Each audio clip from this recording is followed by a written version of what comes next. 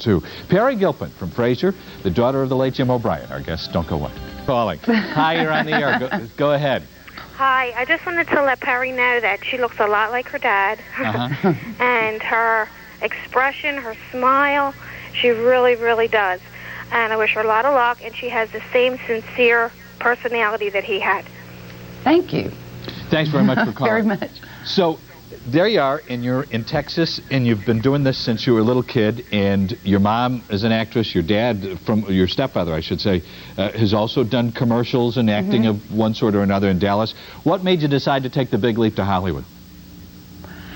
I wanted to, actually I went to New York first, and I spent about 5 years there. I did regional theater out in Williamstown, Massachusetts, and Springfield, Massachusetts, and then I just decided that I wanted to try to get into television or film, and so I just migrated out this way.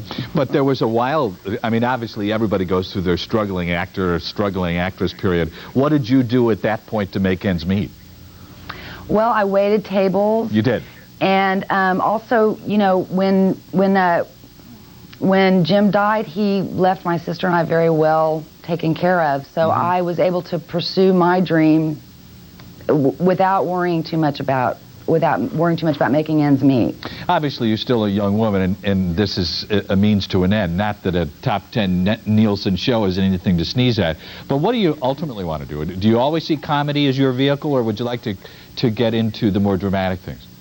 Well, I always did more dramatic things. This is, I did my first comedic role 3 years ago, and I just sort of fell into it, and I really, really love it. It's a lot, it's so much fun, especially the writing that we get to do on Frasier. So you know, what's happened accidentally has turned out to be more fun than the things I tried to plan out, so I'm just going to let go and see what happens, you know? And the Philadelphia Magazine article about you also alluded to the fact that your boyfriend's back in Dallas? Yes. So this is a commuter relationship? Yes. So some airlines making out like a bandit, huh? Yes.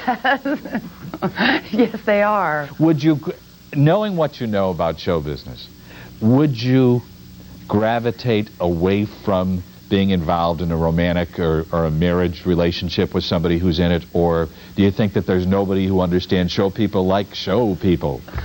They're both, but based on my own experience, I would stay away from an intimate relationship with a fellow actor. Why? They don't work. But it is nice to know that you're understood. Both things that you said are true, but I think that somehow the competition gets in there, you know, and you need somebody that's out of the business. I do. And what is your week like, Peri? I mean, when do you do your show? When do you see the script for the next show? What do you do during hiatus? That kind of thing.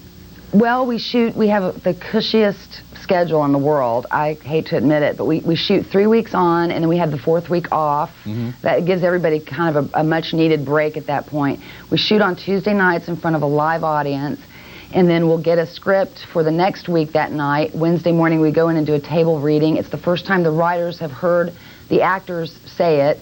So then they get a feel for what needs to be changed, if anything, and usually not much does, because these writers are so good. And so then we'll start the week after that rehearsing, getting changes in the script, rehearsing, and then Tuesday we'll go in and shoot the show in front of a live audience. Okay. So our week starts Wednesday. Great. Well, I'll tell you what, TV Guide says in this week's edition, in this coming week's edition, that the whole cast of Frasier is sitting around smoking, and they're furious because they're up against Home Improvement. 2 minutes from now, I'll ask you about the real story behind that, and we'll take some more phone calls. For Peri Gilpin, stay with us.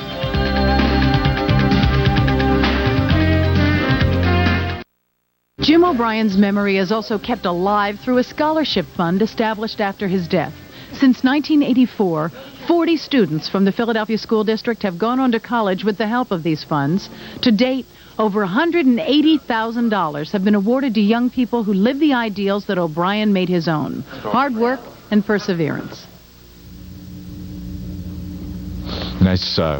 Nice memoriam to a guy who made a real big dent in this television market in this city. And his daughter, who's out in Los Angeles now, and I'm surprised you don't have a cigarette in your mouth. At least if TV Guide is to be believed, everybody in Frasier's sitting around smoking nervously because you're up against Home Improvement. It's just a haze. We can't even see each other. Is that right? And everybody, and how many people on the cast really smoke? Everyone but David Hyde Pierce. Eddie even had a cigarette the other day. Is that right? Yeah. And did he enjoy it? Very much. He doesn't have any teeth. Okay, I won't belabor this point, but probably this is one of the questions that everybody wonders about. Where did that dog come from? This is his first job. It's his first job? I don't know. I mean, his trainer Mathilde is so wonderful with him, and this is his first. He was a. I read one article, and I know Mathilde has told me he was a real bad dog. I think he almost, perished at the pound. I don't know what happened. He almost got the big needle, huh? I think so. Hi, you're on the air with Peri Gilpin. Go ahead. Oh, hi. My name is Renee. I'm from Broomall. Yeah, Renee. 13-some years ago, I dated Don Tolson, the sportscaster on the news. Right. And I had a pleasant opportunity to meet Jim O'Brien. And I really, really liked him a lot and thought he was wonderful, as everyone thinks so. But what I want to say is I think, Peri, that you are a wonderful, wonderful actress. And every time that I watch Frasier, I just love you, and I couldn't understand why. And now finding out that you're Jim's daughter, it just all connects. No wonder. Right. That personality and your wonderful acting. In fact, just the other night when I was watching Frasier, I said to myself, they should build her up more instead of Frasier himself, because she's just so good and beautiful. And with all this connecting, I just can't believe that that there's this connection. I just wanted to let you know that. So to the caller, the other night you were watching Frasier instead of Home Improvement? Oh, yeah. Had you not have dated Don Tollefson, I'd be hanging up on you right now. As a matter of fact, Peri, we have five lines coming into the studio, and am I to believe the other four are also women who dated Don Tollefson? No, okay. It's a rather large crew. But Don is now a happily married man. To the caller, thank you so much. Thank you. It's very kind of you. On a serious note, though, when you put your work in your blood, sweat, and tears into a project, and people who you don't know decide to use you in a way that puts you up against the #1 show on television, it's got to make you at least upset, angry, uptight, a little bit, I don't know, why are they doing this to us? Well, at the beginning, this summer when we found out, the phone lines were on fire. We called each other. We were just dumbfounded by the notion. And I think Kelsey felt really badly because he'd just been on Thursday nights there was also that sentiment, he'd been on Thursday nights for 11 years. So it's really hard to get used to the idea, although at the same time it was flattering that NBC had that much faith in us. But we accepted the fact that we were going to lose our holding, where we were in the lineup. We were going to lose our top 10 status, more than likely. And we just decided, the most important thing here is that we continue to do a good show that we're proud of and let people choose. And, now maybe people will learn to use their VCRs and they can tape Home Improvement. But if they didn't operate it correctly, they won't have missed Frasier, so that's good. Okay, well, Peri, I'll tell you, it's a hard sell on the ABC station in Philadelphia, but because of your dad and who he was, we'll let you say that. And the viewers will make their own decision. Thank you so much for being with us. One quick question. What's your best memory of Jim? What do you remember the most about him?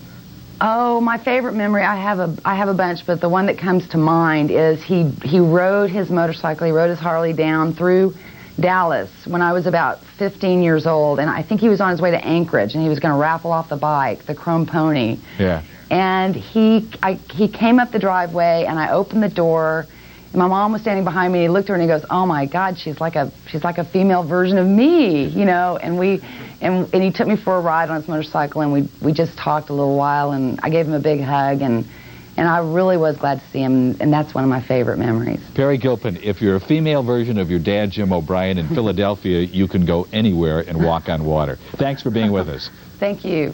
Stay with us now as AM Philadelphia continues. Don't go away. Listen up, everybody, got a message for you. I'm the dreams come true. Come to Nation. Right.